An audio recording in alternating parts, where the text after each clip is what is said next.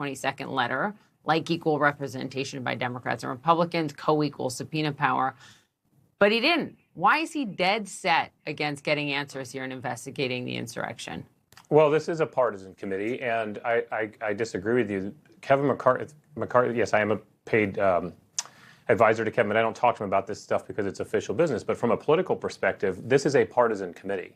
And Kevin did propose to do a bipartisan committee that would look at political violence. For instance, his colleague Steve Scalise was shot on a baseball field through political violence. Why would we only focus on January 6th? And the reason is pretty simple. Democrats know they're in a terrible position in 2022 to keep the House. They want to drum this up for political purposes, and they just keep talking about it over and over again. And so now they've created a committee where Pelosi gets sign-off even on any of the appointments that a Republican would make. So if you're in the minority and you don't get every single thing you want, that last thing that he wanted wasn't even in this February 22nd letter. He added it later after Pelosi gave him literally everything he outlined in this letter. If you're in the minority, you don't get everything you want, then you don't look at an attack on the Capitol even when you were inside of it. Is that right? This was a partisan process from the very beginning. The first proposal that Nancy Pelosi made was that it wouldn't be equal, that they would be in charge of the process. Here we are now. Look, she's basically gotten what she originally proposed, which is they're in charge of the process. It's political theater. There are currently, yesterday, the Washington Post that said that 12 more people in one day were arrested for this. The FBI is investigating this. There's actually juries and indictments happening, which, by the way, is great. I'm for that. I support the Capitol Police. I believe anyone who did anything on January 6th that's illegal should go to jail. That's exactly what should happen. But Kevin McCarthy has made, thank you for stating that you want answers here. Kevin McCarthy clearly doesn't from any sort of committee. It's not true. Does he have a because they're not looking for answers. They're looking for politics. They're looking to win elections and make it political. Just let me get a question out. You answer it. We'll go back and forth on that. Does he have a personal conflict of interest here? Because remember, he was talking to President Trump in the weeks leading up to January 6th. He supported and carried on the big lie. And he could be, as Manu just reported again, called as a witness because of his phone call with President Trump. Is he personally afraid that he may be vulnerable in this investigation? No, and I'm just repeating what he's spoken on the record about that. And so he's made that clear and he's clarified that. But here's the thing. What you have to remember is this is all about politics. This is political theater. Nothing is going to be accomplished here. The Benghazi investigation to get to the truth. Papa, you said you're going to ask questions and you said I can answer. But I'm going to answer the question I'm asking. I am. This is about politics. That is the answer to the question. Benny Thompson just came out and said, actually, we may not just stick to our old deadline of the end of the year. We may just keep doing this forever. And that tells you everything you need to know about this. This is a political issue. And by the way, as a campaign operative, as a Republican, I'm kind of glad.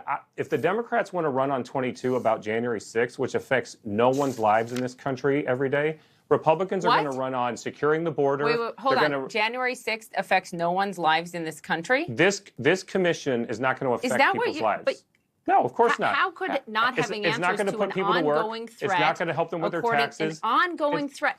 Mike, an ongoing threat, a life or death threat, according to DHS and the FBI. And that's why the FBI is investigating it. A political theater has no bearing on that. Do you remember, do I need to remind you what Kevin McCarthy said about Benghazi and that commission? Let's find the truth wherever the truth takes us.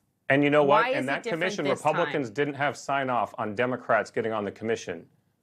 That's a great example. Republicans did not have sign-off on who they put on their committee. Democrats have created a partisan process where they have sign-off on it. And so what's the point?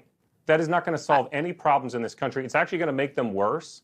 We should either investigate all of the political violence that happened in this country last year, going all the way back to when members of Congress were actually shot, or we should say for what this is.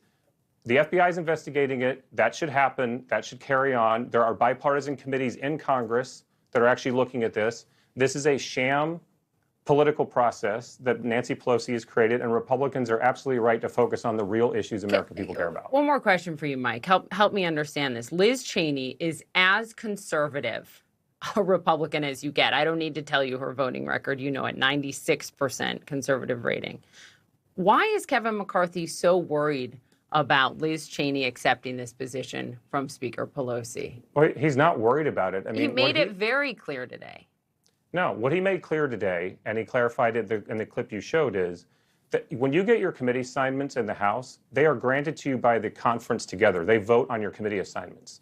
And it's just telling the reality of the situation. If you're a Republican and you go work on a partisan sham committee with this Democratic speaker, your colleagues are going to be upset with you and they're going to hold you accountable for that. And all Kevin is doing is telling the truth that that's the reality of what happens when you do that. It could have been bipartisan. It could have been a long time ago if they'd agreed to have the things that Kevin had proposed. They chose not to do that. We're in a partisan world. That's Washington, D.C. Everyone knows this is a political game. And I think Republicans are going to move on to the issues that actually matter in the election. I think answers here matter a lot. Mike Shields, we'll have you back. Thank you for the time. Thanks. Out next, Steve.